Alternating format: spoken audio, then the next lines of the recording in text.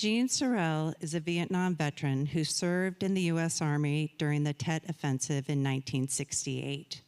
He was awarded a traditional Salish war bonnet in 2015 in recognition of years of service to the Confederated Salish and Kootenai tribes, his 40-plus years of sobriety, and guardianship of his family. Jean will provide an opening blessing to honor Congressman Williams' dedicated service to Montana, and specifically for his tireless work for Indigenous people across the United States, while remembering their personal friendship.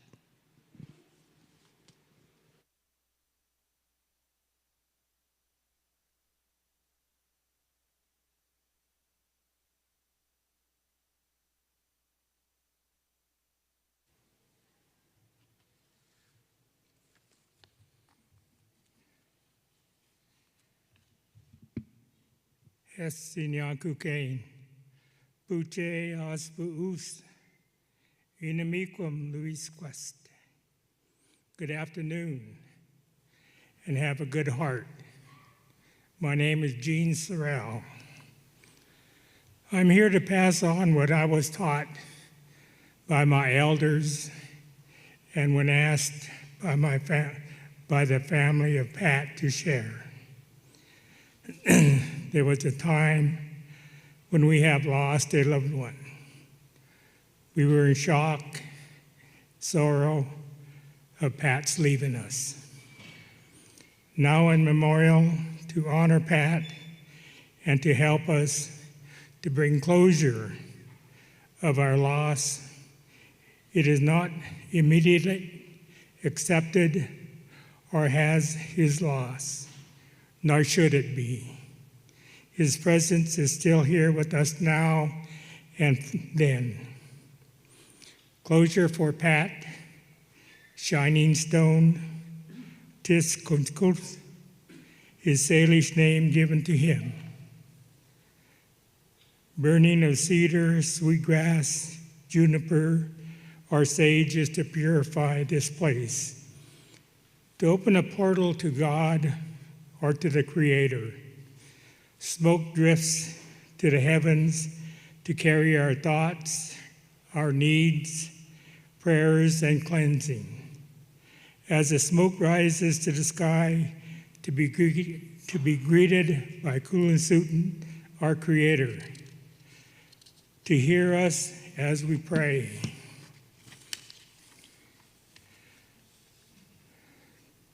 Kekchawi, we pray to our Creator Kulansutin.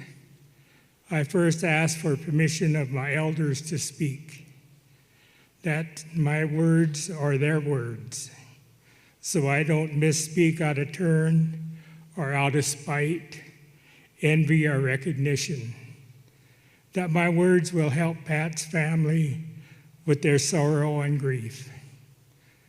We do this to let our loved ones to continue his journey and to help him to go to leave this earthly bounds. Because once Pat died, his spirit wanders the earth, making visits to the loved ones he left here on earth, before going to be with his past family in heaven. If we do not help him on his journey, he will stay here and search for those who do not want him to go. So it is important that we help and pray for them on their journey's end. The loss you feel will continue to stay with you, if not now, for the blessings and acceptance for the life and death of Pat. With my blessings and words, I hope this will allow you to grieve and let Pat continue on his journey.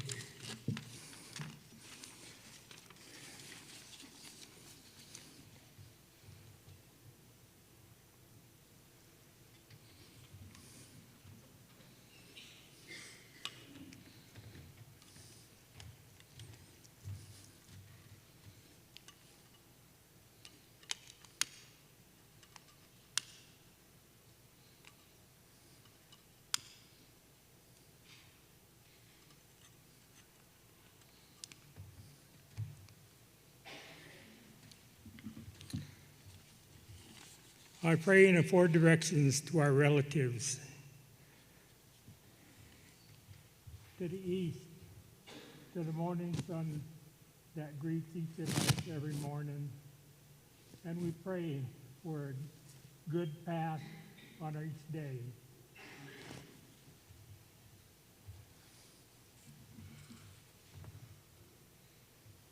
We pray to the south for the warmth of the sun, for the growth and the blessings of our Mother Earth. To the west, as the evening sun sets, we pray that we done the best day we have, that He blesses us as we go to sleep. To the north, where the winters are cold and we are bound in our homes, stories of great deeds and victories were done are now being told.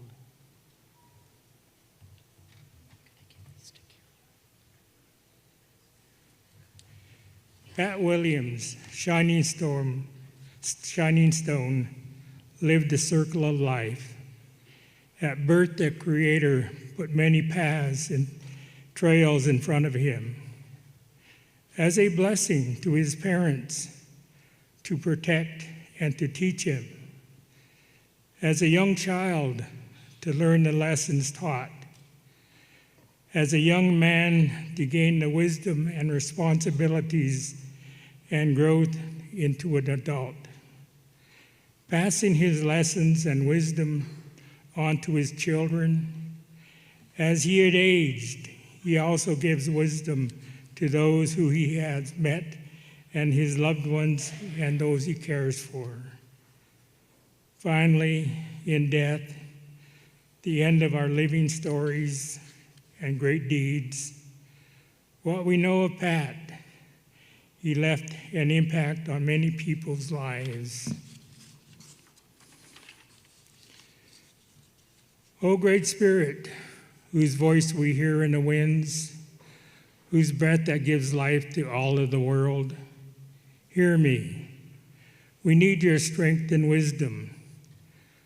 Let us walk in your beauty, and let our eyes behold the red purples of the sunset at day's end, to know we have done the best, as Pat has taught us, to rest in peace with the knowledge of a job well done, and we have accomplished great deeds on this day. Shehoy, Creator, accept Pat into your kingdom and into your arms. Lem lem specia Shehoy.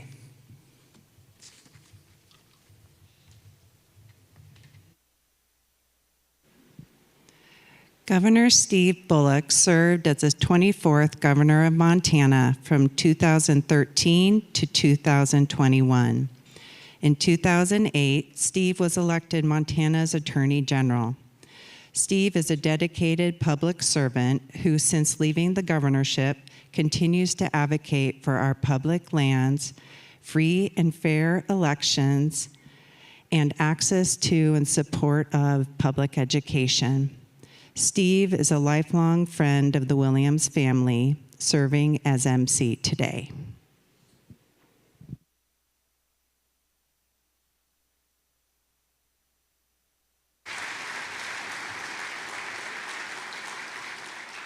I am honored to have this opportunity to welcome you to this celebration. And from the beginning, I want to underscore that this is a celebration. Look, I get it. There's so much to mourn with Pat's passing. Heck, there's so much to mourn with where we are as a state and a nation right now. And the two go hand in hand, because his loss in this moment can feel like we're losing something even larger than Pat. In his service, he daily demonstrated a profound and sincere respect for Montanans. It gave us hope. He was fearless in standing up for what was right, working people, wilderness, the arts, But he did so in a way that was additive and uplifting, not angry and pitting folks against one another. It gave us hope.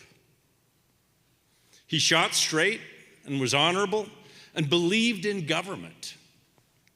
It's heartbreaking for all of us, back and forth between anger and sadness about where we are as a country right now.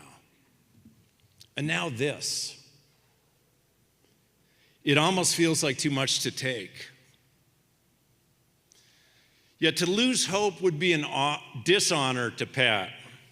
He wouldn't want us to wallow in despair. He'd want us to feel joy, to have passion and optimism, to believe in the goodness of Montanans, and to redouble our resolve that things can even be better tomorrow than they are today. That's what he did while in Congress and what he did for almost 3 decades thereafter, becoming the oracle and mentor to students here at this university, to young people, to activists, to candidates, and to those of us serving in office. As I looked out before the lights went out, I know each of you carry a story into this auditorium. What it was like to work for him, how Pat got you engaged in politics or policy, his impact on you or your family. Each of you are a strand in that beautiful tapestry that Pat wove for and with us. Each of you could be up here on this stage right now sharing his contribution to you. I'm humbled to be in front of you not as the former governor, but as the redheaded stepchild of the Williams clan. Yeah, I'm the Eddie Haskell of Helena's OG Leave It to Beaver family. In grade school, I grew up a block away from the Williams family and often in their household. The first campaign I ever worked on was in 1978 as a Smith School 6th grade graduate when Pat Williams was going door to door for Congress. Well, you know, they were pretty intentional in keeping me out of any family pictures. It was really the bribes of Wonder Bread sandwiches that had me putting door hangers on homes all across Helena every day after school and on the weekends. But more than just the introduction to politics, the Williams family demonstrated to me what normalcy and stability in a family and household looked and felt like during a time where normalcy and stability was often lacking in mine. They provided me emotional and physical sustenance. There was always room for one more at the Williams table for lunch or dinner. And countless times over the years, Griff and I would take the long walk down to Jorgensen's to visit Graham, Pat's mom, who was the hostess there. We knew there'd always be a milkshake and often a hamburger at the end of that journey. They provided me belonging. Pat dispensing boxing tips to me and Griff in that makeshift boxing ring above their garage.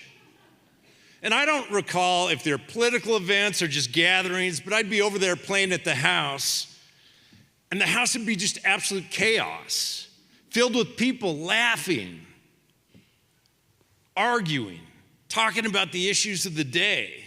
A group gathered around the player piano, typically singing. What they modeled for me was how a young family could be civically engaged, deeply passionate and involved in the world around them, yet remain a loving, caring, and functional family. By his example, I may well have thought, when I grow up, I want to be like Pat Williams.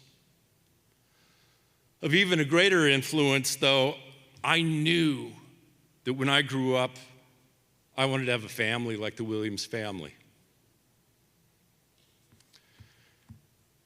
And let's not kid ourselves. A celebration of Pat's life would be incomplete, even downright misleading, without celebrating Carol. As a mom,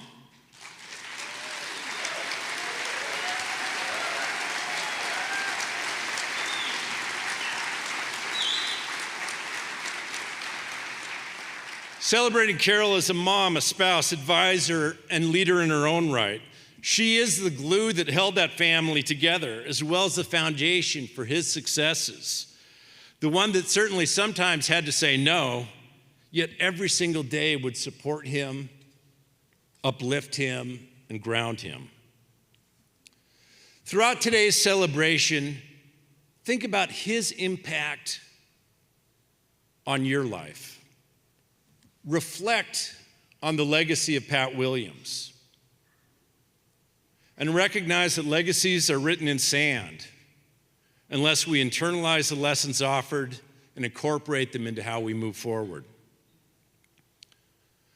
Immediately after announcing he wasn't running again because he and Carol missed Montana, Pat spoke at a town hall right here in Missoula. He acknowledged his reservations, saying off the cuff, "I was a little resistant to leave this year because I believe this congressional and presidential election will be the most important that I've witnessed in my lifetime. I don't know what liberal or conservative means, and I'm not sure I know what progressive means. But I want to elect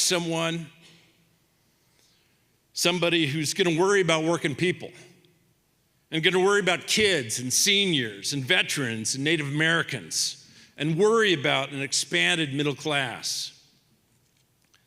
Perhaps the best way that we can celebrate Pat is to accept that just as it was 3 decades ago, every upcoming election is now the most important election we will witness in our lifetime.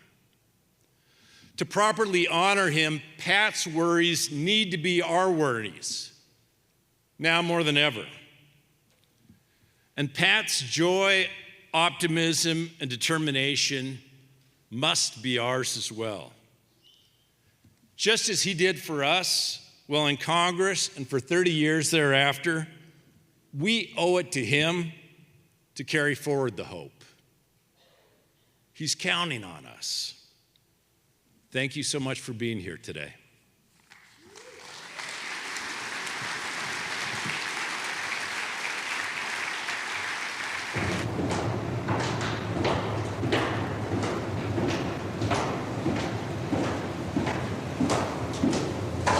A Montana legislator re-elected to a second term, executive assistant to Congressman John Melcher in Washington for 2 sessions, administrator of the nation's largest career education program, a classroom teacher.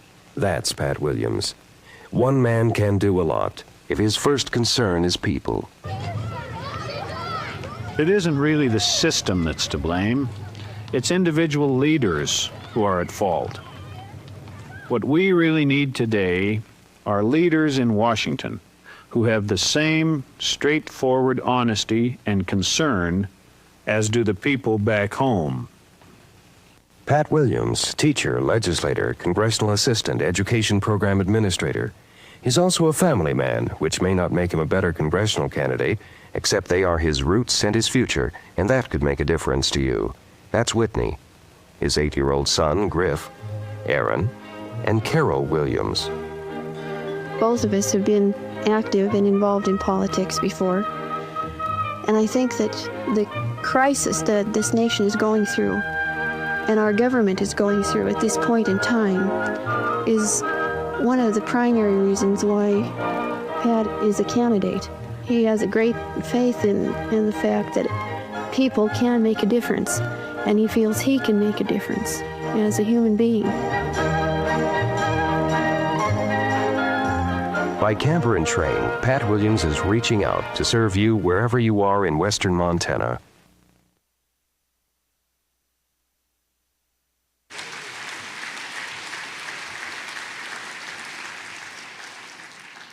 Yeah, in a lot of respects, it's also fitting that I get to be MC today because I learned from each of our speakers today and in one way or another worked for them.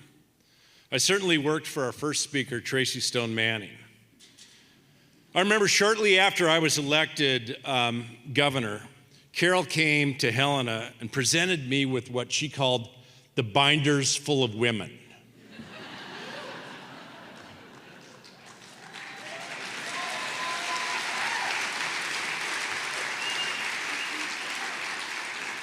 And in her own way, she demanded that I fill my senior staff and cabinet with the women that were in that binder. Tracy was one of the names in that binder, and she served as my Department of Environmental Quality Director, then my Chief of Staff. Prior to me working for her, Tracy served also as head of the Clark Fork Coalition and for Senator Tester. And after she left me, she ran public lands advocacy for the National Wildlife Federation. She served as the director of the Bureau of Land Management and is now president of the Wilderness Society. Tracy proudly acknowledges that Pat and Carol shaped how she shows up for this kind of work each day. Tracy.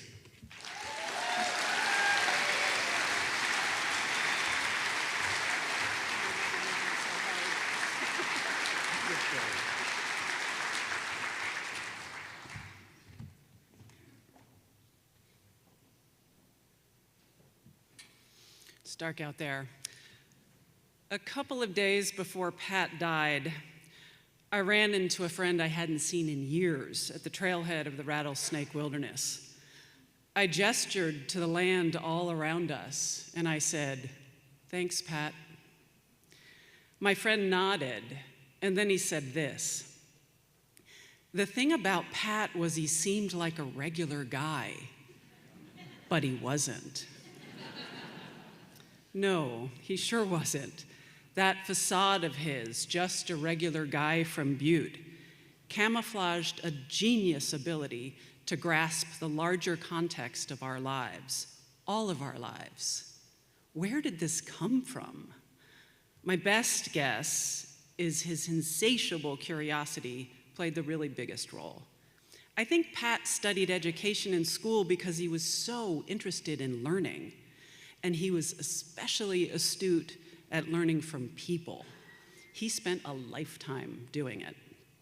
The fabulous result for me, from meeting him decades ago as a wide-eyed conservationist to now, the fabulous result for all of us was that he shared what he learned. He illuminated and pushed our understanding of the state we live in and the one we will live in. Every time I heard, "Hey kid, you want to get a glass of wine?" I understood I was about to learn something about conservation and politics. His legacy of conservation is what the family has asked me to talk about today. He said more than once, "I didn't come to the Congress as a conservationist, but I sure as hell left as one." Well, sure, you all think, sitting here in the year 2025, but in the 1980s and 90s, my God, that was not the path of least resistance for a politician in Montana. Some in the chattering class today may tell you it's not a particularly easy or advisable path now. They'd be wrong, by the way, which Pat would be the first to tell you. His insatiable curiosity made him understand the science of conservation long before many did, the value of clean water, the importance of wildlife migration, the necessity of biodiversity. We need grizzly bears and ladybugs alike, he said. That insatiable curiosity made him understand the intrinsic value of wild places for people, for the future. He appreciated the Wilderness Act because after growing up in a mining town, he was drawn to the idea of just letting a place be. But it wasn't always that way, and he said as much. "I'm from Butte, and we thought if you weren't bulldozing it, you weren't improving it." And yet, before many others did, he understood back in the 80s that our state was undergoing a massive transition. He said, "You could hear it. You could smell it. I couldn't name it, but I understood what was happening." He saw that mechanization was taking jobs. A feller buncher is just a feller out of work, he quipped.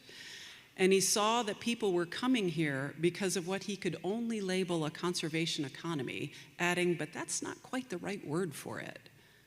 Regardless of the name, he knew what he meant. He intuited it, envisioned it, and worked to realize it when it wasn't politically safe to do so. Once, the sheriff had to escort him into a wilderness meeting in Dillon. It didn't stop him. It just made him recalibrate. Okay, maybe best not to start in the big hole. Maybe the rattlesnake. And then he got that wilderness bill done, still in his very first term, protecting over 60,000 acres. And the lesser known part, securing the funding to buy thousands of acres that the Montana Power Company owned in that boundary. Can you imagine what that'd be like today? The gates, the mansions? Following that remarkable win, he passed the Lee Metcalf Wilderness Bill, protecting 250,000 acres in southwest Montana. And then he got to work on a statewide bill. In 1979, just as Pat went to Capitol Hill, the Forest Service delivered a study to Congress that recommended all the roadless lands that were suitable for wilderness designation by state. Pat took the agency's work as marching orders. Here's the list, informed by science. Go figure out how to make it resonate on the land. And he figured it out, slowly but surely, trying repeatedly. He'd draft a bill with the delegation and then take it to the public. Multiple attempts did not work. But each successive bill had more wilderness in it. Each attempt refined his conservation ethic. He noted in an oral history, after all, you sit through hundreds of hearings, you're bound to learn something, even if you're a member of Congress. So, something is bound to sink in, and it did.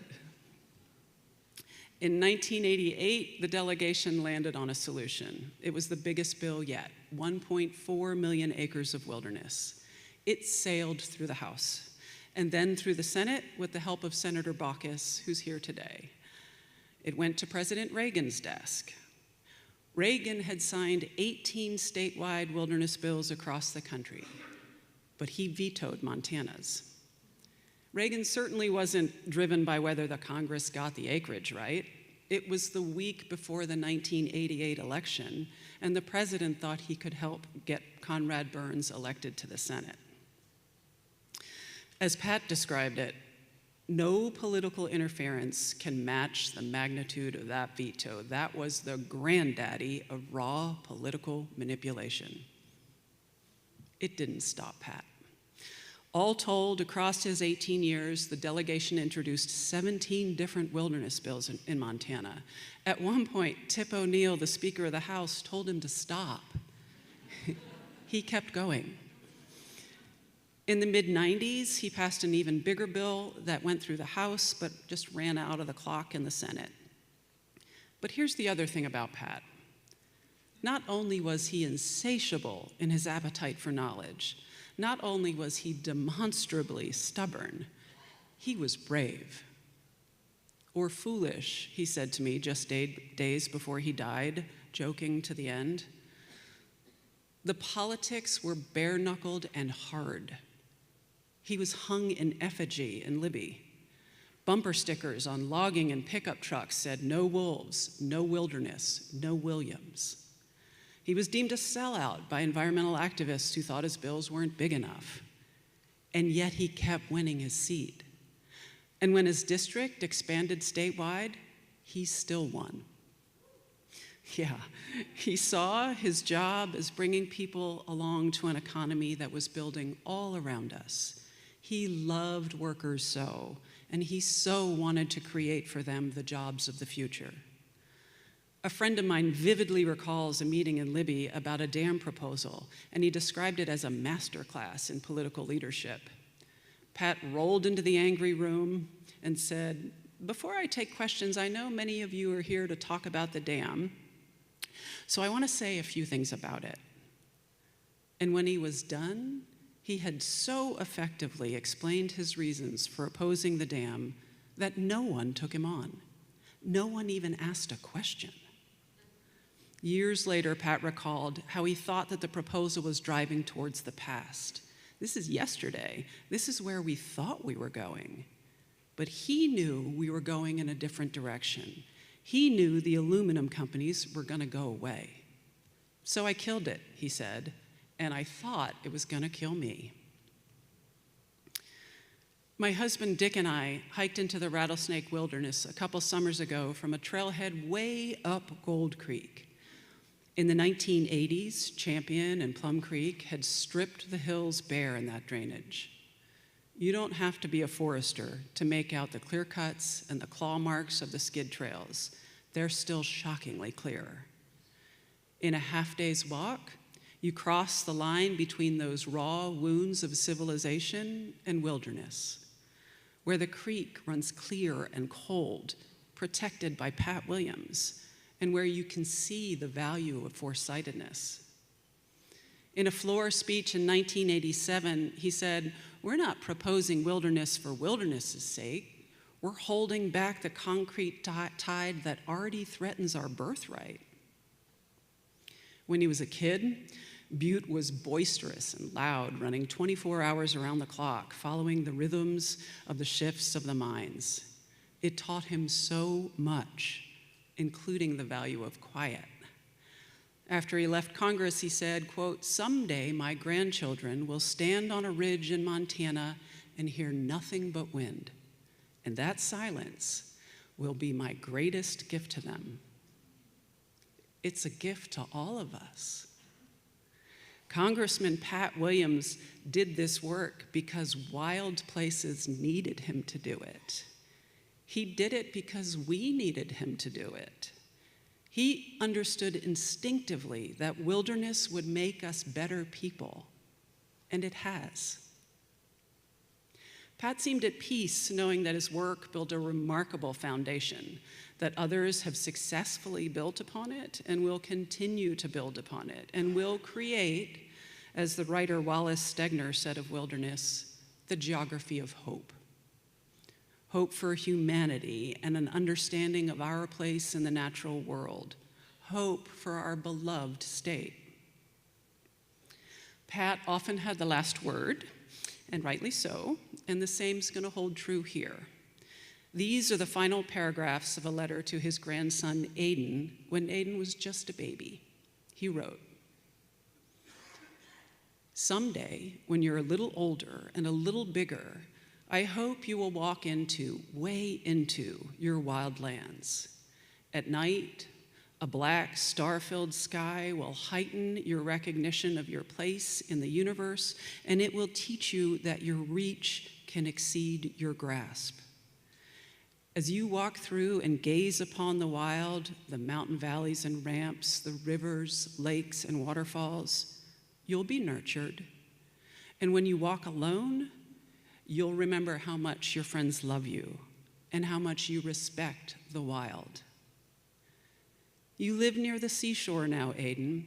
Some of those places have also been protected as wilderness. You need those thin shorelines, and so will your children.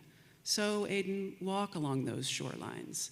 Come to Montana and other places and go into these wilderness areas. Sit and listen to the silence, which soon will become a symphony of sounds, moving water, the flicker of leaves, the wind high in lodgepole pine, snowflakes falling, a distant hair-raising howl. Go get lost. You'll soon find your way out, and when you do, you'll find yourself.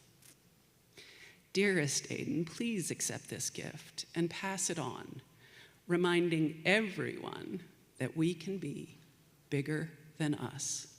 Love, Grandpa Pat.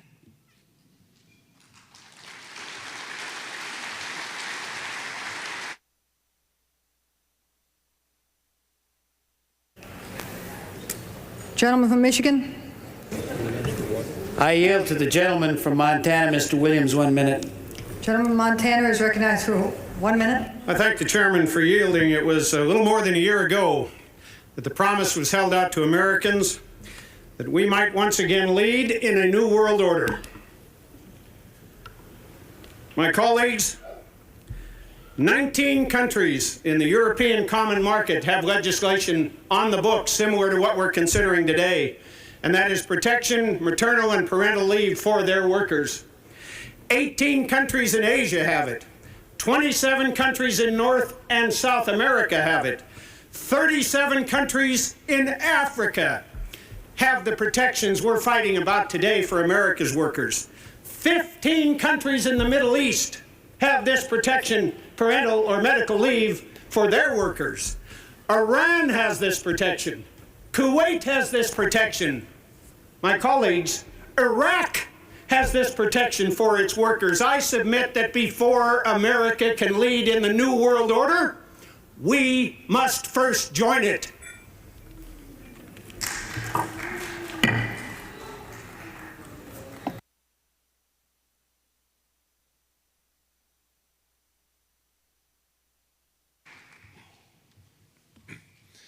You know, even as a relative youngster, having worked a couple of campaigns, having attended countless Mansfield Metcalf dinners, I really thought I knew something about politics. And that was until I met this guy that had never been around politics, Brian Schweitzer. He had this and has this innate way of tapping into the very soul of Montanans. I worked on his first governor's race as the campaign's lawyer. Imagine how easy that was. I got to serve as Attorney General with Governor Schweitzer during his second term, and I was fortunate to both learn from him and then follow him in that position. Many have said, you know, we need more Brian Schweitzers, and that's how we get Montana heading back in a better direction. Having known him for 25 years now, that's a tall order, because there really is only one Brian Schweitzer. Please welcome him to the stage.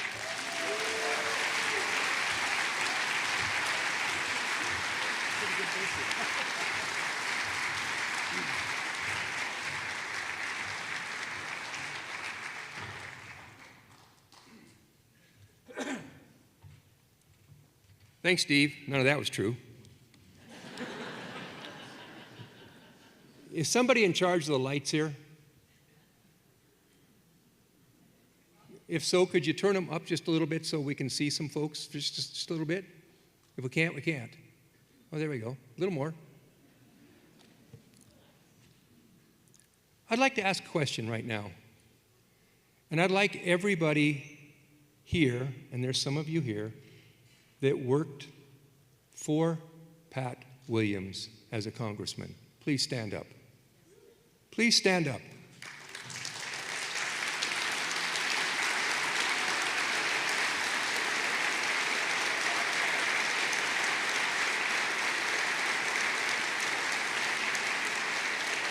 No, don't sit down. Don't sit down. Now, all of you that have helped Pat get elected, all of you who worked for the party and worked for Pat during election, who went door to door, who dropped lit and told Pat, no, don't do that. Could you stand?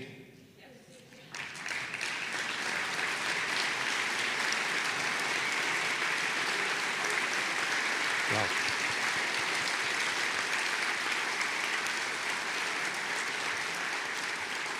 Don't sit down.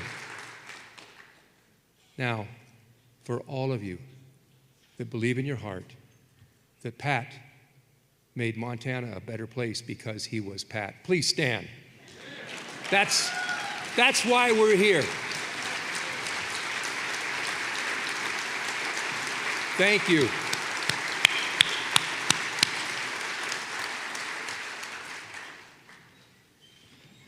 I was thinking about what I would say. Now, John Tester would understand exactly what I'm talking about. I'm making hay right now up in Sealy. And so when Whitney called me and asked me if I would speak, I turned to all my staff. It's one Border Collie and one Aussie, and they gave me that look. But it's okay. When you're sitting on a tractor and you've got a loud noise, and all you've got to do is make sure that your rows are still straight, you'll have a lot of time to think about things. And I had a lot of time to think about Pat and what made Pat different. And I'm going to read to you something that Pat said.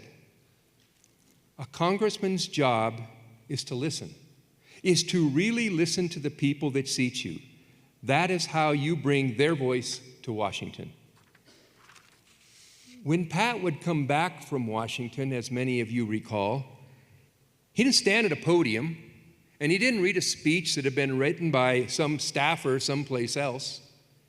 He sat in a chair, whether he was in a small community or a larger community, and he said to folks, I want to hear from you. I want to hear what's on your mind. And the genius of Pat is that he would listen to people all over Montana. And that would affect how he thought about the world, but even better than that, being Irish, being from Butte, being Pat, he was a hell of a storyteller. And so when he left one town after hearing the things that people told them about the problems that they're having at home, the way their home could be better, the way their schools could be better, the way their business could be better, he would go to the next town, and when somebody would point something out to him, he would respond to him by saying, you know, I heard that yesterday in Lewistown. I heard that in Dillon. And he was able to tell a story about somebody else in Montana that was exactly affected in the same way. He was an excellent storyteller, but he was a listener. Pat listened, and that's how Pat was able to get things done. He visited, now this has changed. John, Max, things have changed since you were there. He used to come back, and I know it sounds odd these days, but he would come back and have community meetings.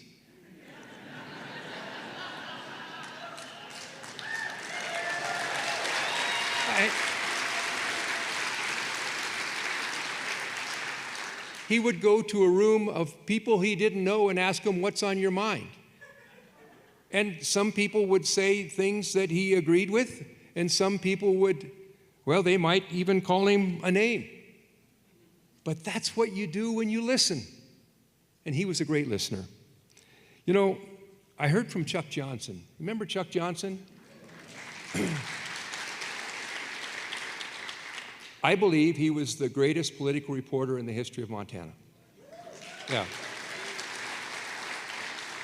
And Chuck Johnson told me when he was first exposed to Pat, he was at some kind of a forum. Pat was running for Congress. And there were people that were asking questions.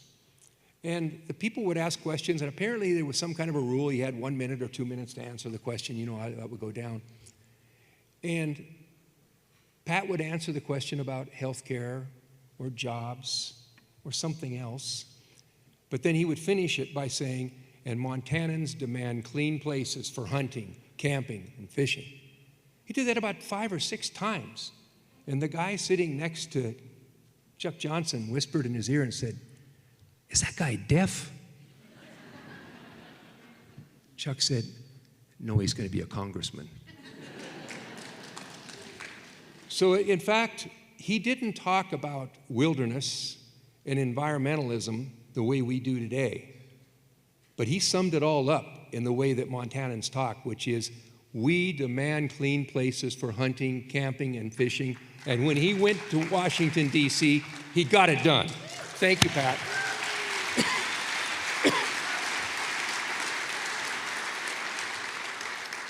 We heard a lot about conservation. Thank you very much, Tracy. And some of you know that I'm a soil scientist, and so I sometimes think about the land, the earth in a little bit different way. And what I do know is when you're building things on the land, when you're doing experimentation, when you're deciding what would work better to grow a crop better, or doing something about how you're going to plant the trees, or how you're going to put roads on a different kind of soil or geology, you do a study. And to do that study, you have to compare what you're doing or what you plan to do against something that is not disturbed. And I'll promise you today, and only a few of you will be here 100 years from now to prove me wrong, but 100 years from now, the most valuable real estate on the planet will not be in Shanghai, it won't be in New York, it won't be in Los Angeles, It'll be the places in Montana that we did not disturb that we call wilderness today, because then we'll know how the earth looked before we disturbed it. Thank you, Tracy, for what you're doing.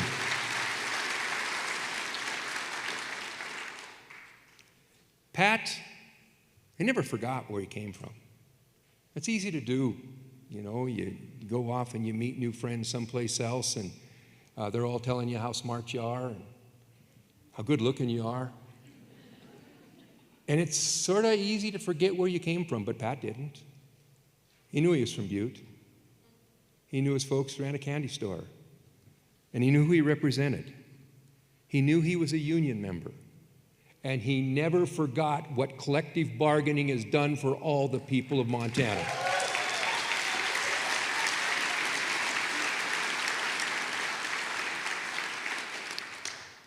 You heard a little bit directly about the Family Medical Leave Act.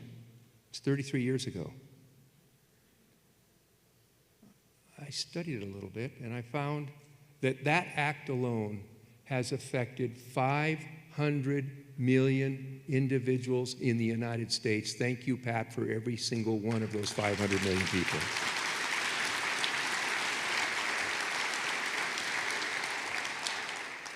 Did we remember that Pat was instrumental in creating the American Conservation Corps? And now that American Conservation Corps is in all 50 states, so that the next generation are learning about the importance of taking care of our land and water? Thank you, Pat. Now, as Pat would travel around, and ultimately he had to travel the whole state, as you recall, when he became the lone congressman, in all the little towns, it was not unusual for a group of people to approach him and say, Pat, our library's fallen apart. We built that library, fill in the blank, 80 years ago, 100 years ago, and we just don't have the resources to keep it up. We need some funds to help us. Other people said, we've got a little museum in our town, and there's a few people that come to visit, but not enough to support it. So the Library Service and Construction Act was championed by Pat, and that money came to the small towns of Montana to protect the things that we cherish the most. And thank you, Pat. I appreciate it.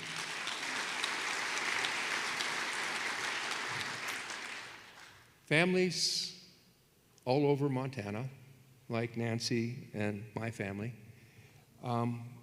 there's a member in your family that has a disability.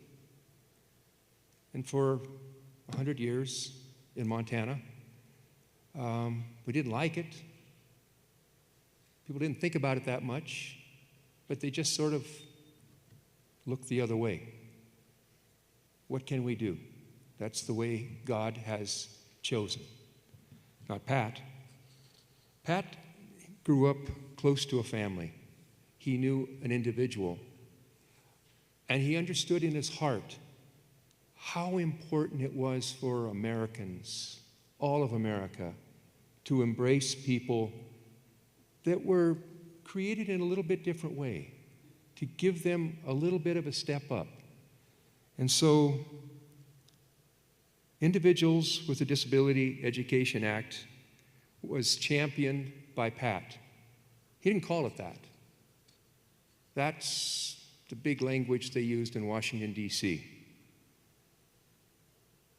When he was in Montana and talked about the 7.5 million people that he'd helped all around this country,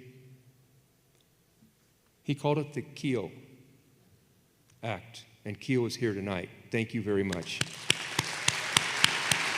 Wave, Keogh.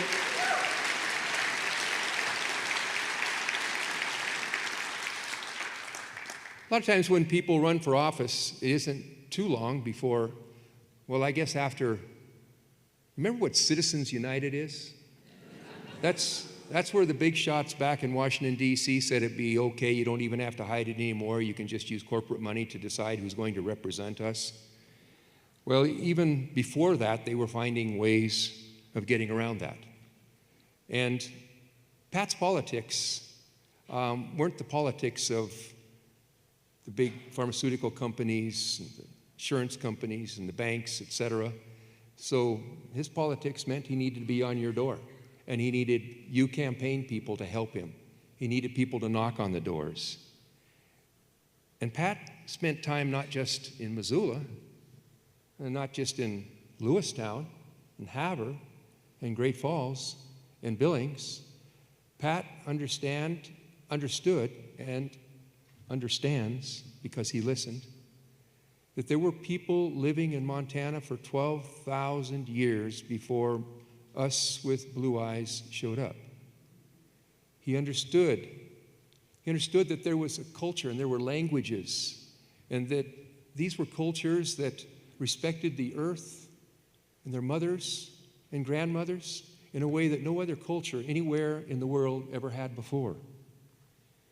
And he understood that all of that knowledge was at risk of being lost, because folks that lived on the reservations, indigenous people who lived on the reservation, they could learn some lessons from grandmother and mother, but the language was being lost.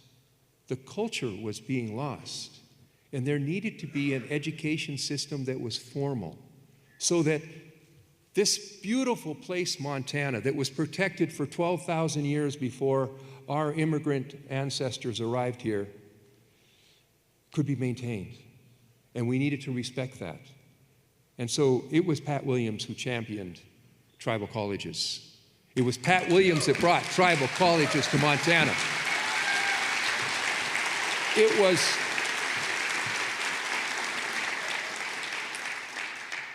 was Pat Williams that saw to it that Montana has 7 tribal colleges, which is more than any other state in America. Thank you, Pat.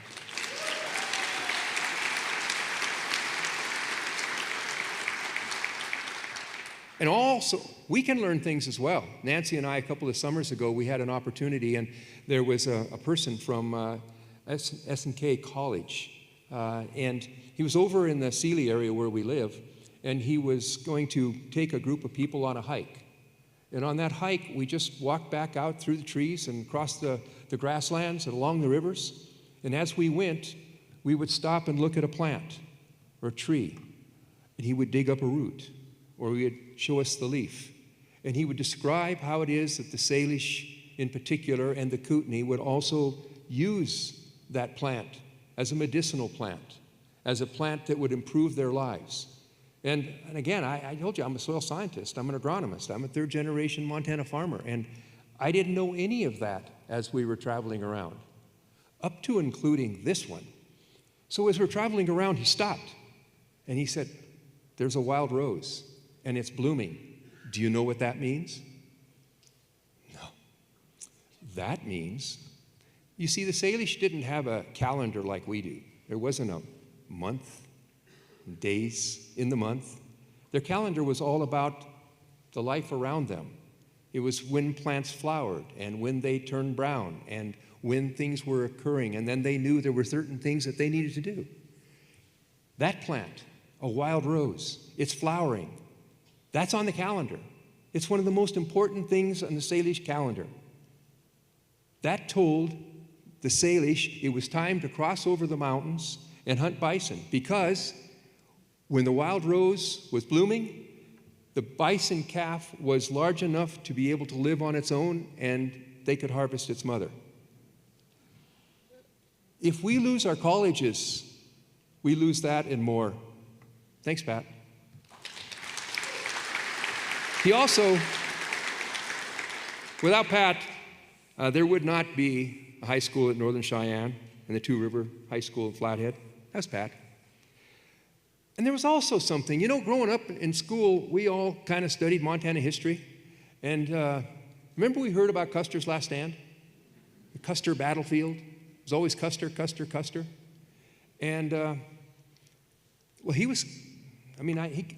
battlefield was named after Custer, but I think we all learned, didn't we learn that he was kind of an arrogant prick? Didn't we all learn that? I'm sorry, I shouldn't maybe have said that. And for you Grizz, us Bobcats, And so Pat went to work. And he didn't have a lot of support to begin with in Congress. But he continued to tell the story until now, if you drive back down by that place, it's called the Battle of the Little Bighorn. Now, it probably should be called the Battle of the Greasy Grass, which is what the native people called it, but it's no longer Custer's last stand. Thanks, Pat.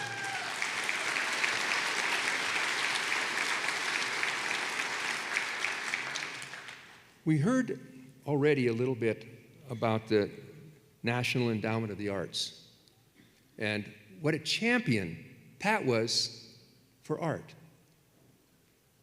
Pat was a Butte guy. He didn't paint. He was not a sculptor. He didn't do pottery.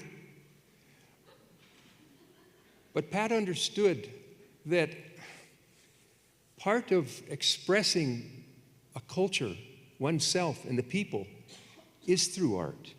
And so he was a passionate supporter of the NEA. And oh boy, there were plenty of people in Washington, D.C. that called him all kinds of names because he did support the arts, but he didn't give up. Because he understood. Artists think a little bit different, and they're challenged. They're maybe not that great at selling things and making money, but we all need what they do. And so he didn't back down. He didn't step away. And we have that art because of Pat today. Thanks, Pat. Now, as some of you know, I certainly know, most of politics is luck and timing. And when I got elected governor, it was mostly because I didn't know what I was doing, and I was running against people that knew less about it than me. So after I was elected, I was a pretty good farmer, but running a state, I turned to a lot of people that had been active and had been in previous administrations and had been from all across Montana to join in this effort. And one of the things that we need to do as a governor, remember, Steve, there's about 1,000 people that you appoint to commissions and boards. Oh, the list is this long. No, it's pages this long of commissions and boards, and you need to find qualified people to appoint to those boards. And I think Patty Keebler is here today, and poor Patty. One of her jobs, because she had a lot of jobs, one of her jobs was to make sure that all of those positions, commissions, and boards were filled. And some people would go away, some people would change jobs, some people would leave, some people would pass, and we would have to replace people. And so in her office, remember, Patty, there was a big map of Montana. And there's 56 counties in Montana. And whenever the guy who called himself governor would walk into that room and look at that map, if there was ever a time that there wasn't a needle poked in all 56 counties representing somebody who was on a commission and board, there was hell to pay. So Patty spent a lot of time on the phone because it's not easy to find people, any people in Petroleum County, in Treasure County, in Golden Valley. And Patty, I don't think that a lot of the people that we appointed were necessarily Democrats or even close to it because, well, they came from Petroleum County, right? But in that process, I appointed some very qualified people who were very knowledgeable. But I never appointed anybody more qualified, more passionate, more ready for duty than a person that I appointed to the Montana Board of Regents by the name of Congressman Pat Williams.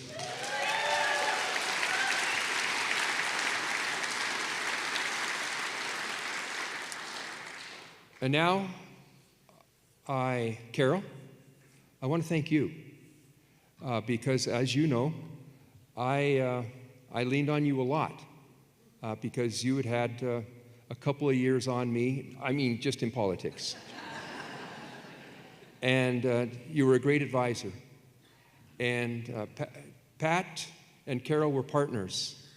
And that partnership was Carol, while she was in Helena, representing Missoula. And Carol, as I look around the room and I think about all of the families in Montana who are raising a child, and both parents work, or the child is raised by a grandmother, or perhaps even a child is raised on one of the reservations by her grandmother and her first language isn't English. And when that child goes off to the first grade, they don't read and they don't know their numbers and they don't know their alphabet. And by the second grade, they're still behind in reading and writing. And by the time they get to the fourth grade, they're not ready for the fifth grade.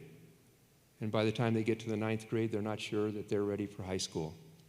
And it started in kindergarten. But we didn't have kindergarten, and we didn't pay for kindergarten for every child in Montana until Carol Williams demanded that we do. And thank you, Carol.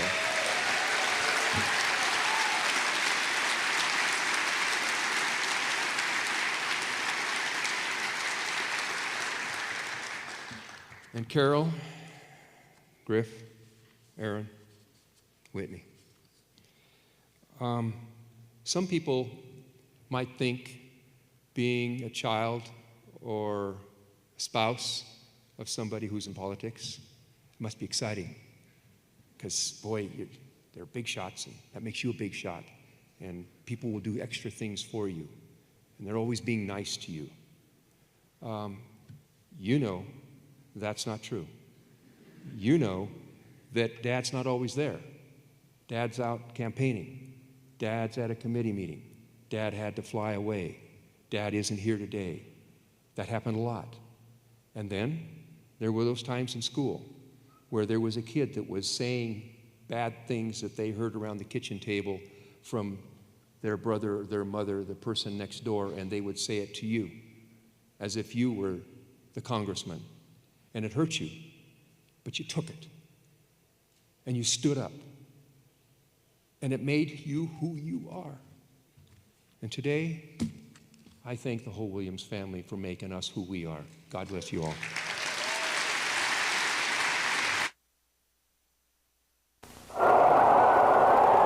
Through a November blizzard near Glacier Park to the tip of Yellowstone, Pat Williams has traveled all of western Montana, visiting people door to door. You know, it's hard to say what the best qualifications are for a congressman, but it can't have hurt to have walked the streets of the cities and towns and to have knocked on the doors and visited folks in their living rooms. Pat Williams, door to door for Congress.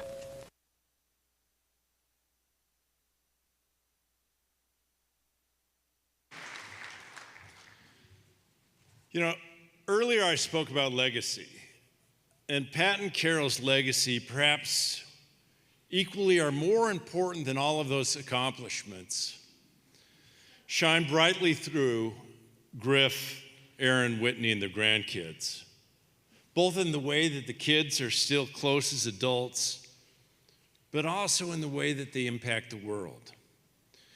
In the Williams family, there was never a question if they would give back. The only question was how. All of the kids share Pat and Carol's commitment to community.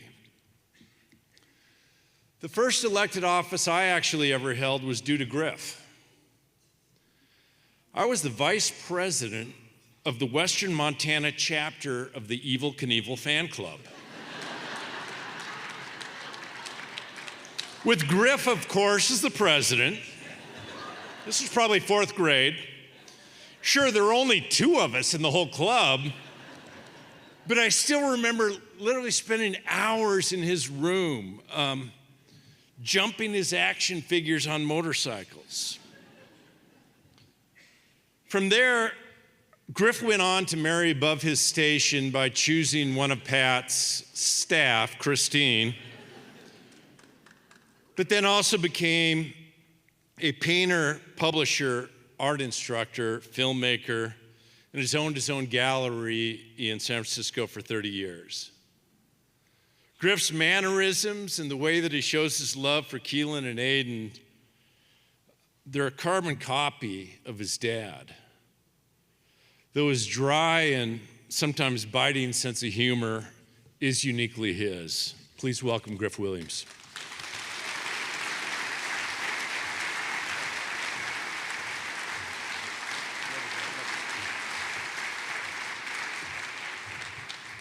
So can we pause on this photo for a second? This is first grade, Helena, Montana. I'm on the left. Governor Bullock is on the right. I'm the one working the purple turtleneck, plaid left leg, purple right leg.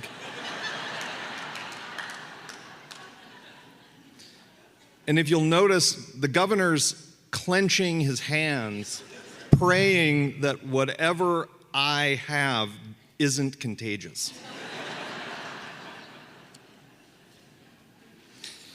I really want to thank you guys for coming tonight and showing your affection for my father. And I'd like to tell you a story, and because this is a Williams party, things are going to go on way too long, and you're going to hear a lot of stories that you've already heard before.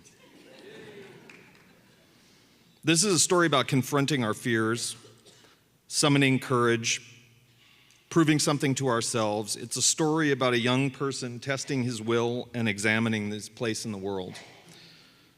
It's also a story about how a moment in time can be a doorway to a life ahead. It's 1966, and he's married my mom, Carol. Without her, there really wouldn't be the Pat Williams we all celebrate today. And don't get it confused who was who when they got married.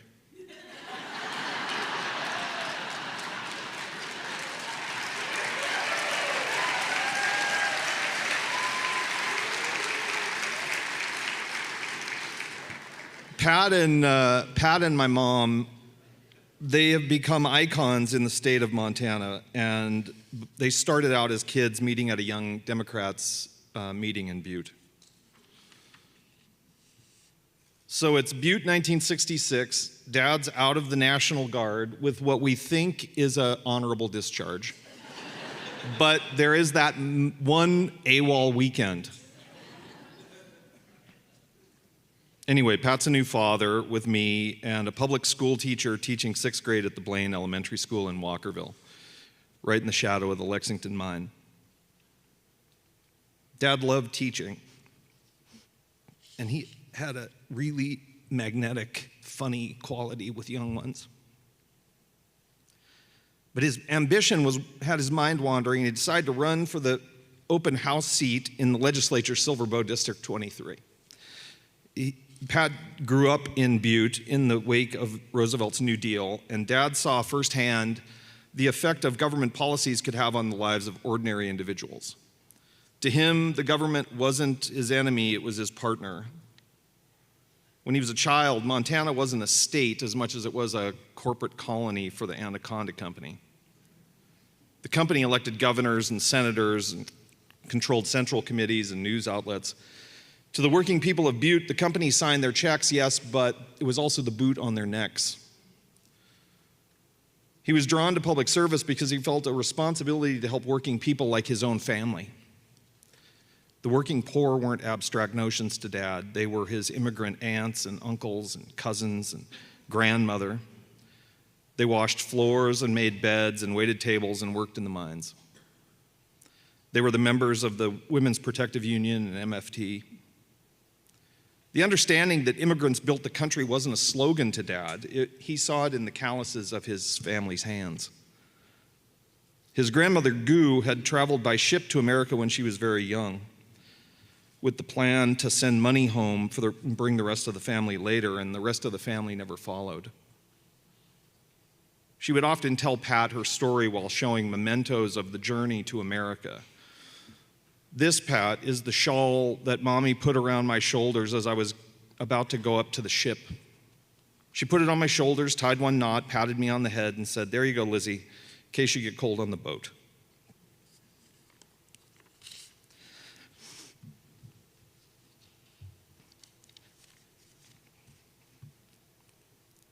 And remember Lizzie. When you get to the New World, don't stop in America, go straight to Butte.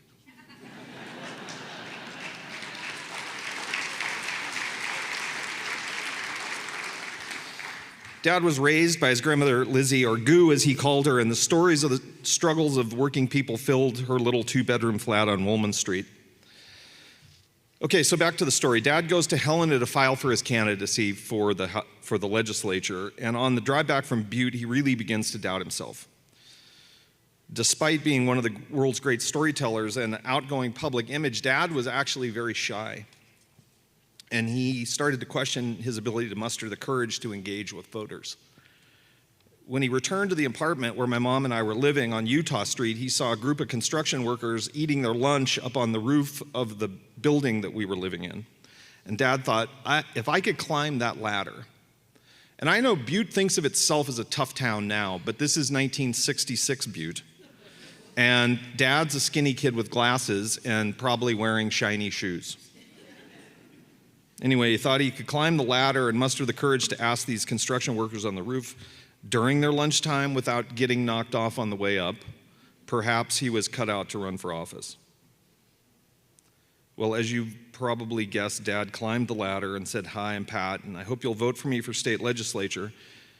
One of the workmen told him to go to hell. But what a victory. Dad didn't die, and despite being the skinny kid with glasses, he was always up for a good fight. And in that moment, he accomplished a couple of important things that I think we all can relate to. He proved to himself that he could overcome self-doubt. He learned that his belief system was much stronger than his fear. He realized that the best in life is born out of actual human connection. He recognized that all political movements are about we, not me. He also learned that to accomplish great things in life, we don't need to ask for permission. We need to dive in with all we have, all of our convictions, all our family stories, all our flaws, all our strengths, all our values. No matter who you are, you have something unique and meaningful to contribute. One of Dad's many political heroes was the great Tip O'Neill, who became a friend many years later. Tip only lost one race in his entire life. He was running for city council in his hometown of Cambridge, Mass, and lost by a small handful of votes. The morning after the election, he ran into his next-door neighbor, his former babysitter, Mrs. Elizabeth O'Brien. "Thanks for voting for me," Tip says. "What makes you think I voted for you?" Well, Tip says, "Well, why not? I've known you my whole life." She said, "Thomas, you never asked me for my vote." In 1978, Dad decided to ask everyone. He embarked on what would become a roadmap that set the standard for rural campaigning. He went door to door for Congress. He knocked on 51,000 doors, personally asking everyone for their vote. It was a massive grassroots door-to-door campaign, lasted a year and a half. We used to say it wasn't a door-to-door campaign as much as it was a kitchen table-to-kitchen table campaign, because leaning in front of the door jamb didn't provide Dad the adequate room to really weave a tale, and he could really weave a tale. During that campaign, my sisters and I were very young, and we traveled around the state in my Uncle Bobby's pickup, the camper on the back. And isn't it every kid's dream to spend their summers sneaking up darkened driveways of strangers' homes in rural Montana, knocking on the screen door to ask a large, frightening man, half-dressed with a barking dog, whom you've just startled, to please vote for your dad? I'm pretty sure this is where my gray hair comes from. On the door-to-door campaign in 1978, we were shaking hands and handing out leaflets in a shopping mall, and my sister Erin put her arm out and asked a man to vote for her daddy. And the man hurried by and threw the leaflet back at Erin. And she turned to him in her 8-year-old voice and goes, "You don't need to be an asshole."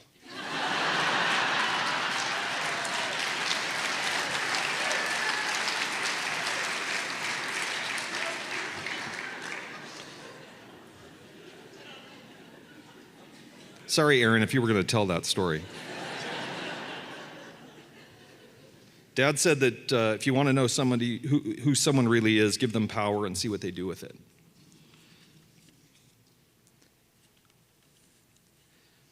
What Dad did was defend the underdog.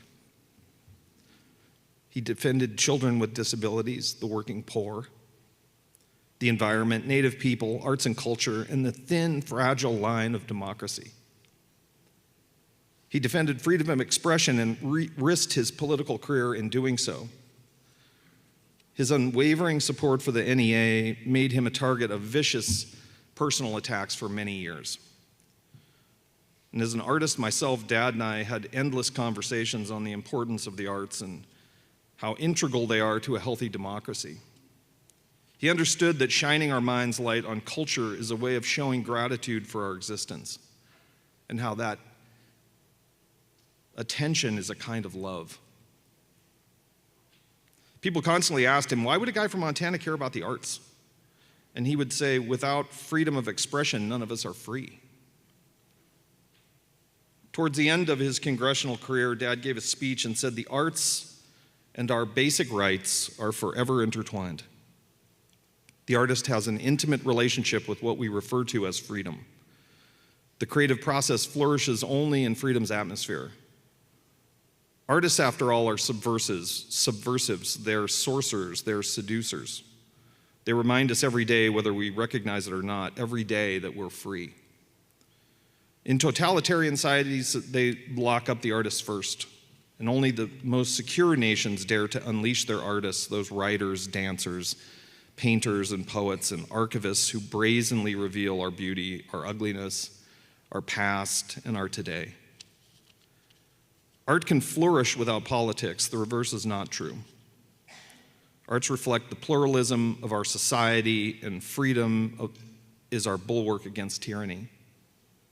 During my 2 decades in Congress, I was pleased to be a leading defender of the NEA, that tiny agency, America's proudly worn little badge of courage. The day before he died,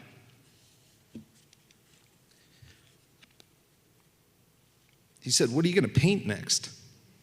And I go, God damn, Dad, we're tied up with a lot of other stuff right now. I haven't really thought about it. He goes, well, you always got to know what you're going to paint next. He says, paint the rattlesnake. So inside your program's a little watercolor that I quickly made after Pat passed, which is a view out of his bedroom window. In the past year, we've tried to shield Dad from the news, kind of fearing that the tragic state of our current politics would be seen as a personal failure. Hours before he died, lying in his hospital bed at St. Pat's, he said to Whitney and me, we need to stand next to each other. We need to know our neighbors and let them know us.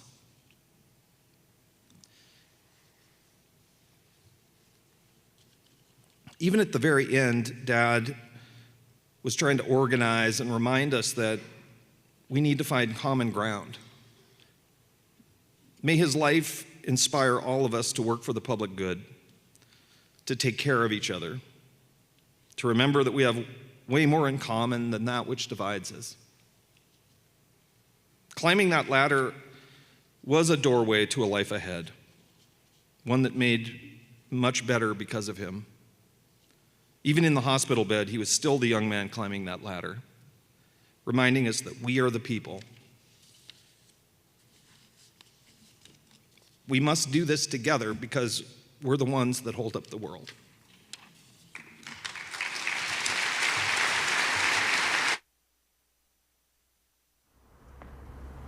Defending the National Endowment of the Arts was one of the most difficult and at the same time pleasant efforts I undertook while I was in the Congress. Pleasant because I had the opportunity that not many Americans have, and that is of actually defending freedom of thought, freedom of expression. I remember one time a fellow from New York came by my office. I didn't know him. He said, I just wanted to come in and shake your hands for defending the arts. And I said, thanks a lot. And as he was getting up to leave, he said to me, by the way, I'm from New York, and we New Yorkers really appreciate you doing this protection of the arts, but I don't understand, why would a Montanan be this interested in the arts? And I thought to myself, how quizzical. And I also thought to myself at the time, my New Yorkers are parochial. But I explained to him that New York didn't need the National Endowment for the Arts. New York was rich enough to afford the arts on its own. Montana couldn't. We needed the National Endowment. It was part of us. We weren't going to have the kind of art we wanted and deserved as Americans without it.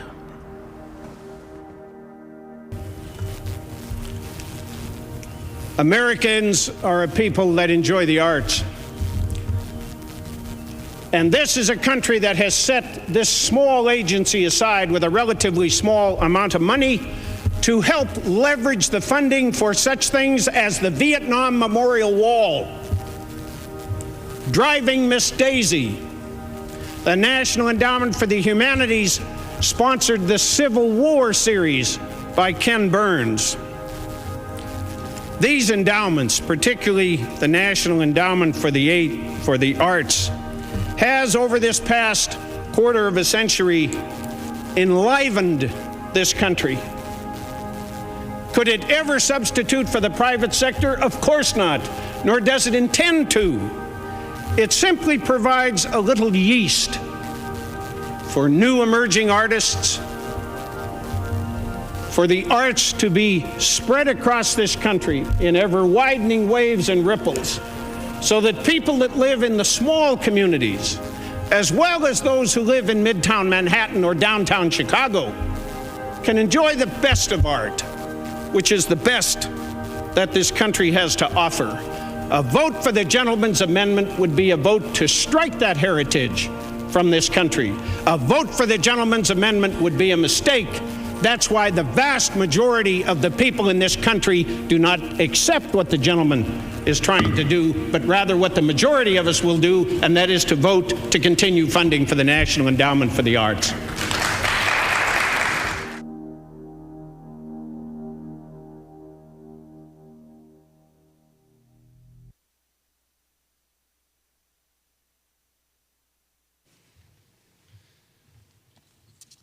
You know, when I was in office, oddly enough, there was probably only one person I was more afraid of and scared of disappointing than Carol. And that was Erin. I still vividly remember when we were going through this difficult budget time, and Erin sitting in my office, she was smiling, but she was very stern.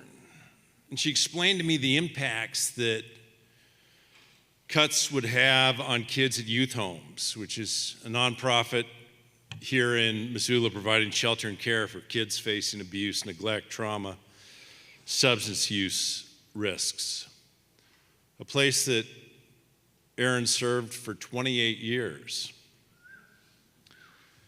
She was no longer that second grader clinging to Muffin,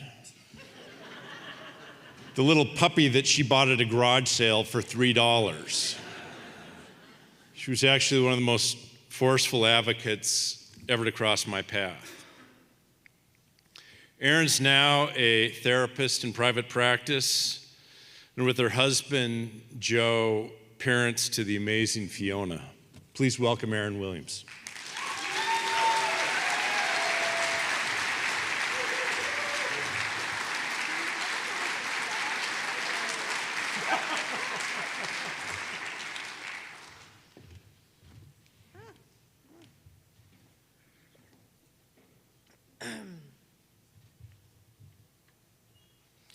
Thank you all for coming tonight. I let Steve know that as the honorary sibling of the Williams family, and now I learned tonight, the vice chair of the Evel Knievel fan club, that if I pass out up here, he's gonna finish my speech. So thank you, Steve. Thank you to Governor Schweitzer. Thank you, Tracy, for all the kind words you said about my father. And thank you all for coming today to celebrate my father's life. This is really hard for Whitney, Griff, and I. I want to talk with you all about Pat Williams, our dad, and his Irish heritage. There's an Irish saying, when your father dies, your family loses your umbrella against the bad weather.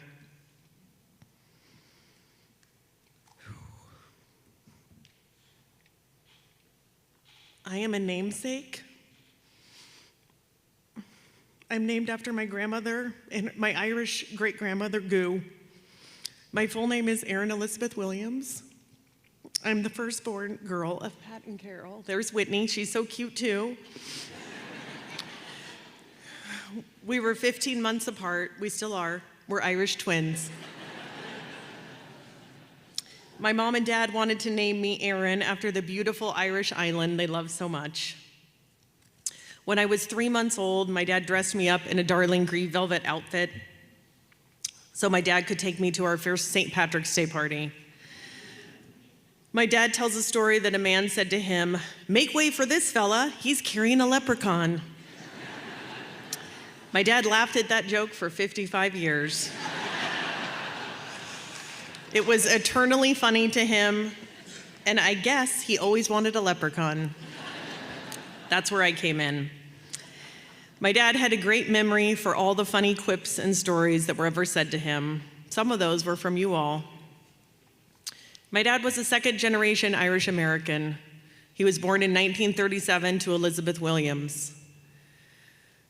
Those of you that knew her as Libby. Hagan was Libby's Irish maiden name, and Shelton Williams was my dad's dad. Libby was named after her mom, Elizabeth Hagan, who came from Ireland to Butte as a teenager. Dad was named after his maternal grandfather, Pat Keogh, who also immigrated from Ireland as a teenager. Lizzie Keogh was oftentimes my dad's beloved caregiver. My father loved both of these women intensely, his mom and his grandma. He also had beloved aunties, Mary, Annie, Kit, and Big Uncle Jack, who cared for him deeply. Our dad was Libby and Sheldon's only child. He was an adored child in his family. That is where he gained his original star status. And boy, did that status stick. Dad's mom, Libby, was a first-generation American. She could not finish high school as she needed to drop out to support herself and her family at age 16. Libby was hardworking and full of love for her family, her community, and stories from her parents who immigrated from Ireland. Graham loved to tell the stories just like my dad. The stories of the life back in Ireland were important to my dad and really shaped his values and his life purpose. Qualities, like Brian said, as bravery, loyalty, helping the underdog, sacrificing for others, working towards the common good were all values that my dad cherished. Humility, as many of you know, is highly encouraged in Ireland, and I think he had that quality aced. Growing up in Butte, my dad was protected by his family and friends, and my dad in turn protected our family. He also wanted to protect teachers, nurses, Native Americans, veterans, farmers and ranchers, children, women and families, our educational system, the right to health care, our natural environment, and always, always, always the underdog. You see, my dad had also been the underdog, being raised by Irish immigrants. My dad's Irish heritage shaped him and informed how he wanted to live his life. He was the product of his own era, growing up in Butte, in the boom, and eventually the bust. He was born during the Great Depression and World War II. His Irish immigrant family had rich relationships with one another. My dad learned to work hard since he was a young man. He worked in the American Candy Shop, his parents' restaurant, and in some of the mines in Butte, and he put himself through college working in restaurants. He was like a lot of other children of immigrants in our country. My dad used to say that education was the best way out of poverty. And so he went to college, first person in his family. He likes college so much, he tried 3 of them. The first one being right here at the University of Montana for his first year. Dad passed his Irish stories and values down through our family too. My dad's skill as a storyteller and an orator was a profound gift from his Irish family. I never met anyone who could hold our attention so well as my dad. He made the most out of this gift for our family in the halls of Congress and on the campaign trail. My dad would say that everybody in Ireland was a poet, even the cab drivers. My dad was able to travel to Ireland a few times and loved to be around the Irish people. It always felt like home to him, and I think helped him feel closer to his family. Dad would sometimes say, "What's the point of being Irish if you don't already know that in the end, things won't turn out the way you want them to?"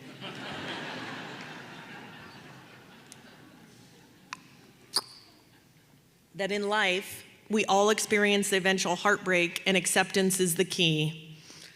Boy, were you right, Dad. Dad was really good at attuning to us, and I think to all of you too. I believe that's one of the reasons you continued to elect him for 18 years.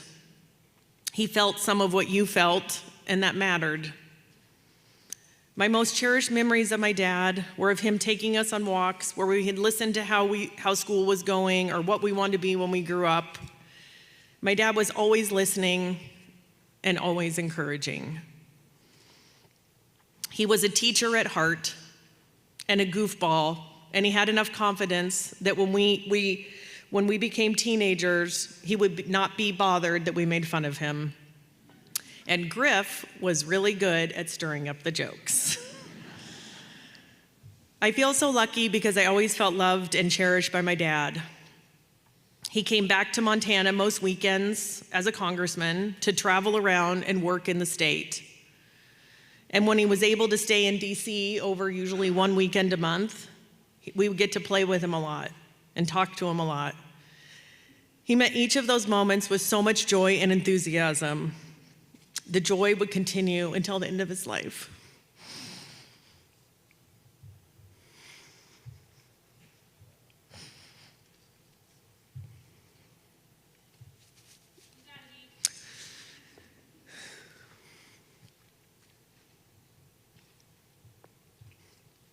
Might need you in a sec, Steve. We'll see how this goes. We're gonna play this out. We're gonna see how this goes. My mom and dad are the ones who I go to about advice for the many of life's challenges. And for my dad, he always was good for a good laugh cry about the many ironies and eventual heartbreaks in life. He could be with us in all of our difficult moments and difficult decisions, and he gave the best advice. I don't know what I'm gonna do without it. Sometimes it was hard to share our dad with all of you. I recall sitting in many restaurants throughout my life, hoping that no one stopped by our table to talk to him about constituent issues. You always stopped. But we were really excited to be with my dad. I became really good at sharing because we shared our dad with all of you.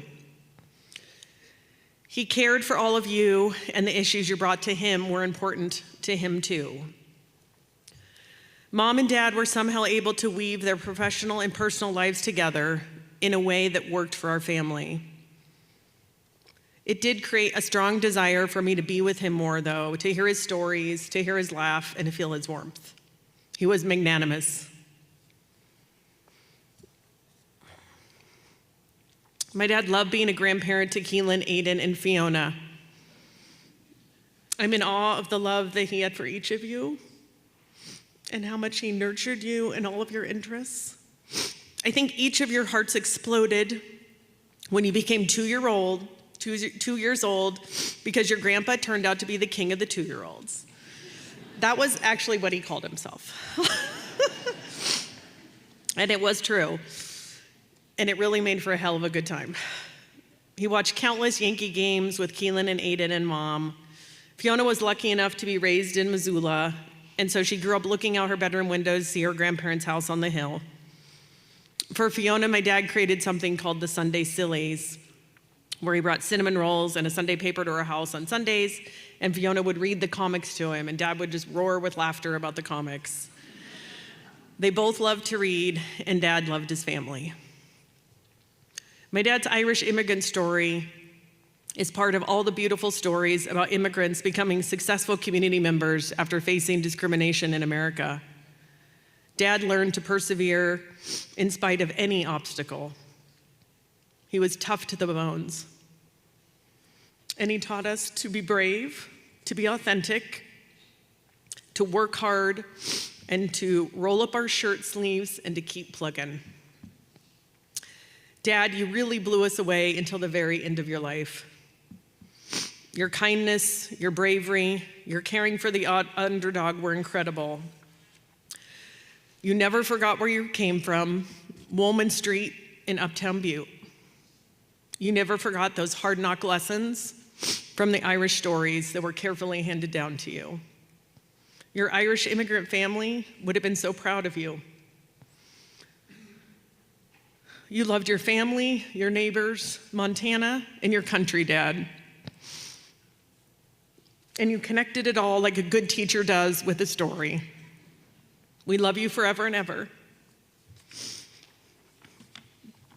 Thank you.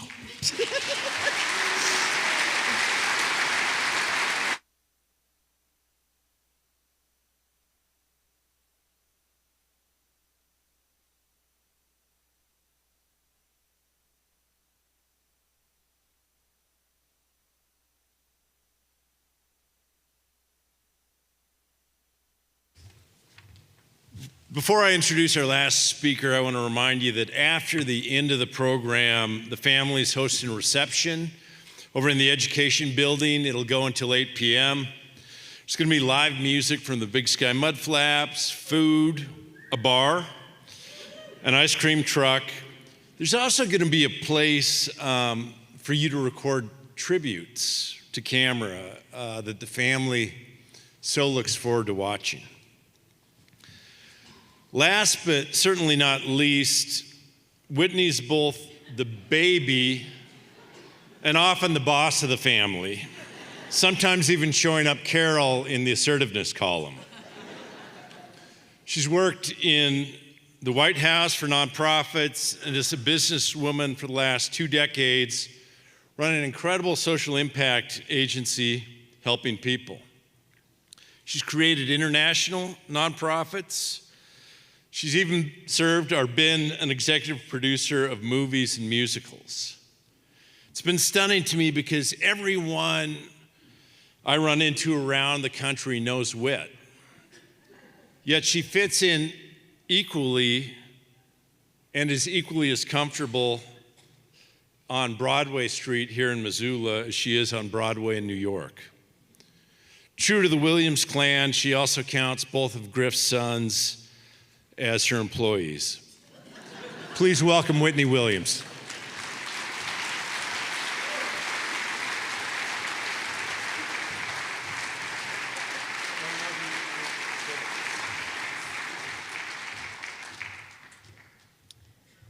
I don't know whose idea was it that I go last. Bullock was probably going to have to deliver some of this speech as well. Can everybody give a round of applause for Senator John Tester and Senator Max Baucus?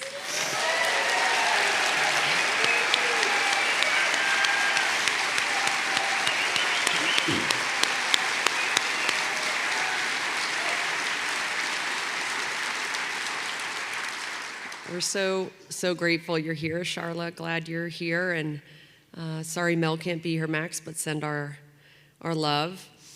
So I believe that we all stand on the shoulders of giants. I certainly did.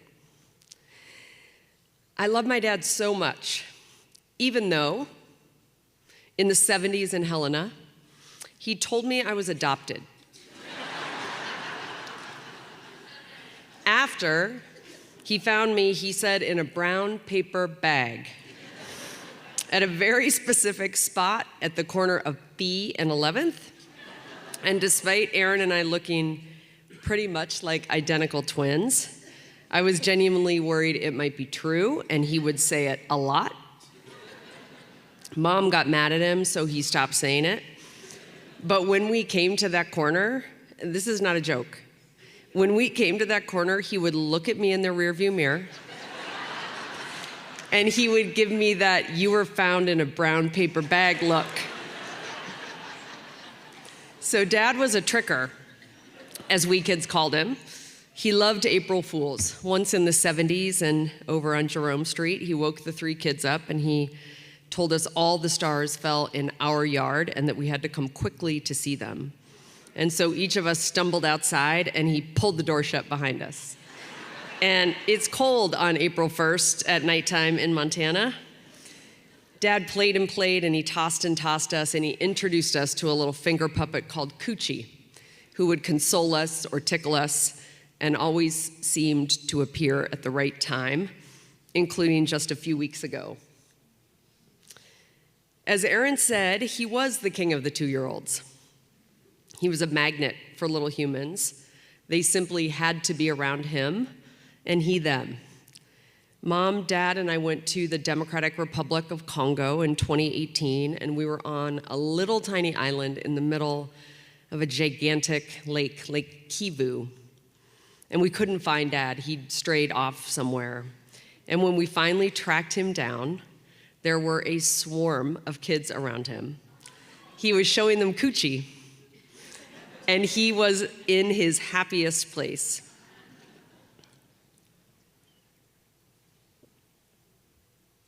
On the day Griff, Erin, and I were born, Dad typed each of us a letter.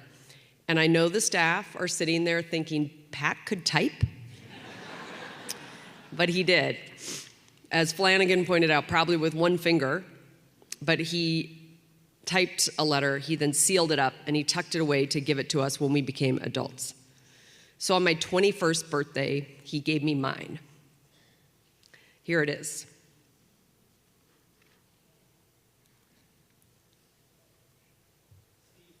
They all said, why are you going to try to read that letter? I do. This is, dearest Whitney, this is the first time I have written your name, and it occurs to me that you may not spell it as above.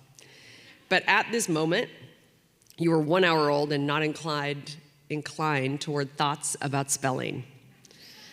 I saw you a half hour ago. 2 nurses were attending you, one holding, one scrubbing. And as the doctor and I came down the hall toward your nursery, your screams were quite convincing. But when the nurses turned to show you to me, although I believed it to be vice versa, you quieted.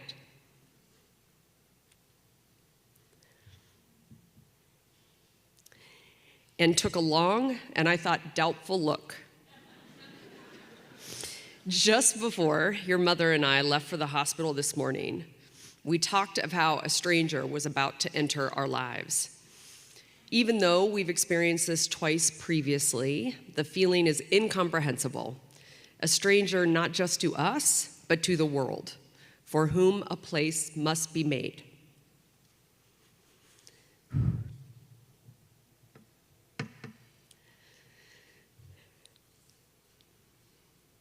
The road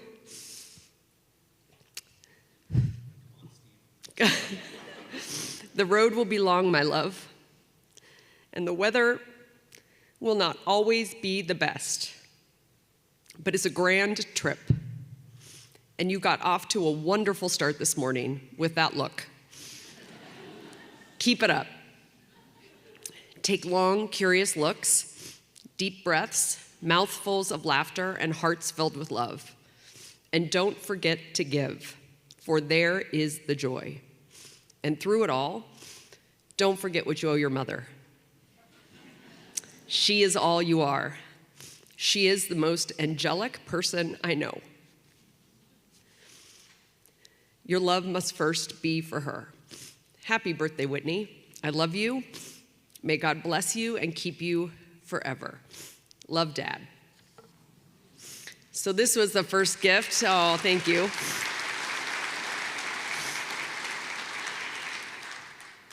First, not a bad first gift.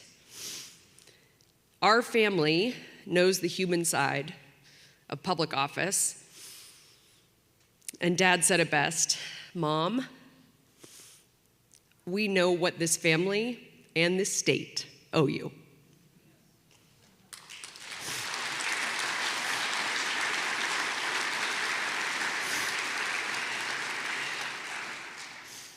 So the Williams were never on time. Dad stopped and talked to everyone, everywhere. He had endless curiosity. He was a terrific listener. And he wanted, and I think he needed, to be in constant proximity to humanity. 3 days before Dad passed, we left the house in the early morning hours in an ambulance headed for St. Pat's. And I had to sit in the front seat, and I strained to see him on a stretcher in the back, but I couldn't. I was, of course, really worried. And as we headed down Rattlesnake, less than 1 minute into the journey, I heard the EMT speaking urgently. Mr. Williams, can you put your oxygen mask back on? Okay, said Dad, but what union are you in?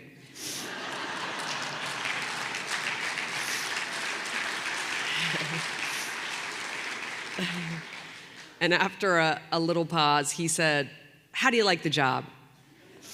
His curiosity and commitment was totally insatiable. And I think it must have been during that spectacular door-to-door campaign, and thank all of you who helped him and all of us with it. That's, I think, when he started telling us that there was a genius on every block. He knew that the innovations and the great ideas in America came from everywhere and everyone. The ideas for Medicaid or for tribal colleges or wilderness or minimum wage did not come from Constitution Avenue. They came from Main Street. His gratitude was ever present. His love came from those Irish roots and the extraordinary women who raised him. Early in Dad's congressional career, he started a tradition that I think was emblematic of who he was, sort of the essence of his spirit. In every one of his many elections, there were thousands of yard signs and some billboards across Montana. And so late on election night, after the votes were counted, and thankfully Dad declared the winner, Dad and the team of staff and volunteers went out into the dark autumn night with stickers that simply said thanks.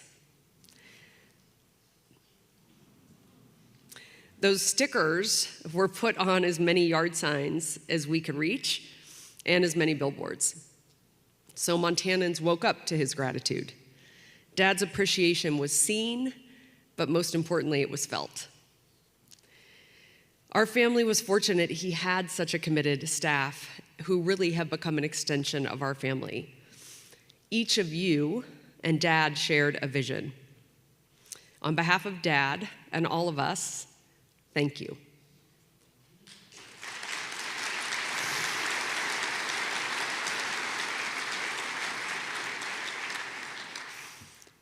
Dad was in love with Montana. Protecting the people and the place were a constant source of inspiration and fuel.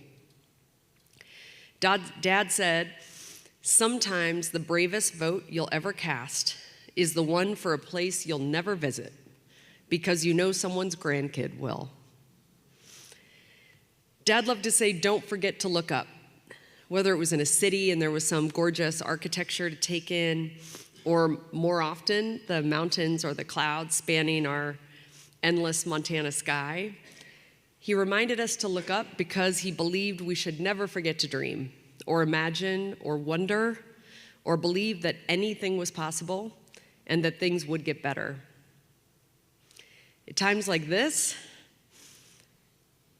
it's hard to feel that sense of optimism, unless you were Pat Williams, who never lost his.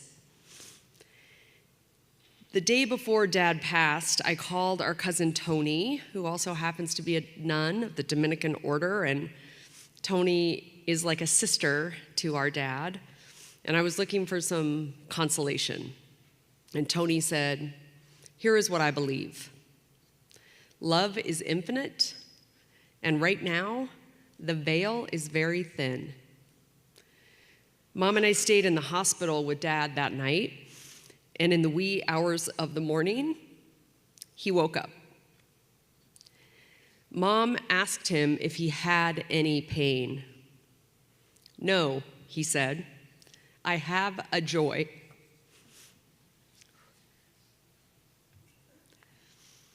And then, unclear to us which side of the very thin veil he was addressing, he said, quote, "This is our fun part."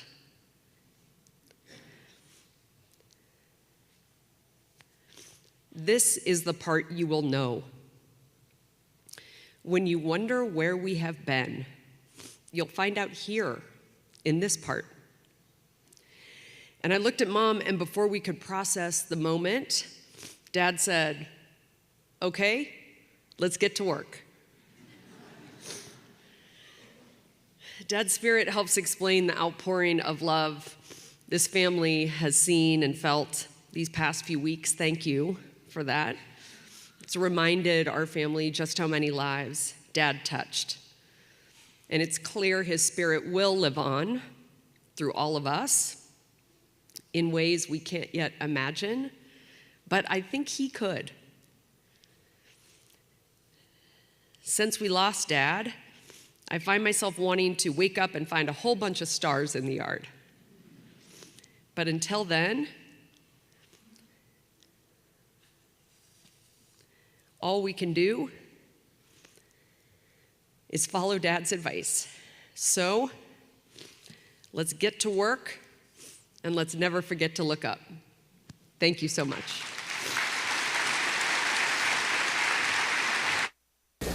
In the spring of 91, I was in Missoula. The buds were almost ready to come out on the trees. And I had that winter told Montanans that I would tell them of my decision whether or not to run for governor, as many Montanans were asking me to do, or whether I would decide to stay in Congress and run for the statewide seat, because that was the year that we found out that Montana was going to lose one of its members of Congress. And I went for a walk, and I got up to the little bridge over here by the Edgewater, the little bridge over the Rattlesnake Creek. That bridge was constructed 5 years before I was born. I noticed from the plaque on it, 1932 it was constructed. And I had been thinking about the decision and frankly vacillating back and forth for 3 or 4 months. But I noticed that the buds were almost out on the trees here in Missoula, and I had to keep my promise to Montanans to tell them of my decision early. I leaned with my elbows and forearms on that bridge, and I looked down at that fast-rushing Rattlesnake Creek, coming as it was out of the Rattlesnake Wilderness, which you and I protected for generations yet to come. I don't want to get too romantic about this, but you all understand what I'm talking about. Sometimes when you're around the natural running water, like the water, you become clearer. Your thinking becomes clearer. And as I looked down into Rattlesnake Creek that afternoon, I thought to myself, there is a certain flow of Montana history.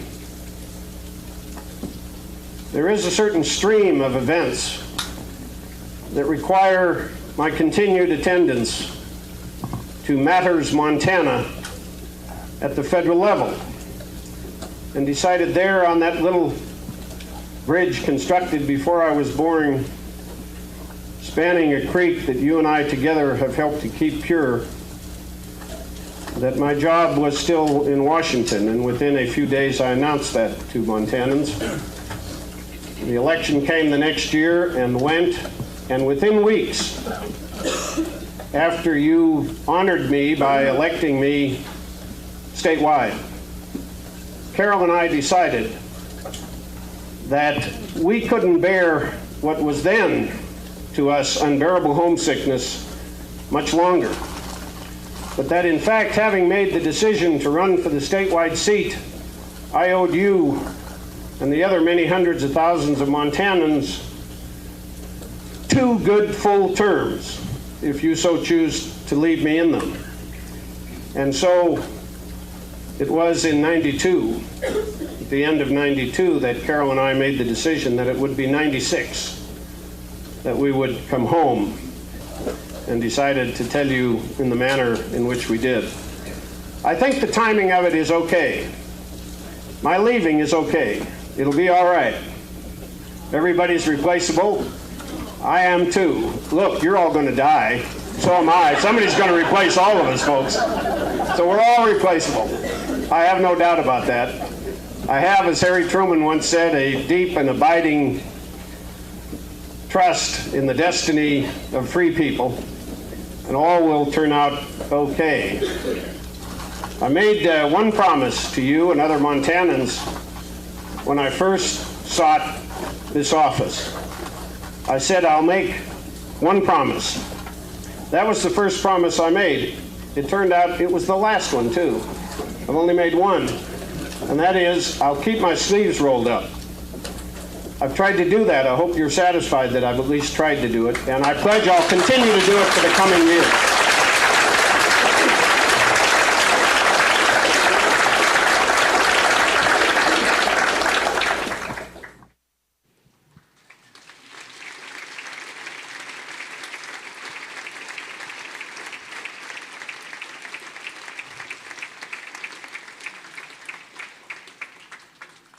Terrence LaFromboise is a member of the Blackfeet Nation. He is a social worker, educator, and community leader dedicated to building bridges, healing, cultural revitalization, and Indigenous wellness. He carries songs and teachings from his people, rooted in ceremony and the Blackfeet way of life. Today, Terrence will offer an honor song, a gift of strength, remembrance, and connection. This song is meant to lift our spirits and acknowledge Congressman Williams and celebrate his life.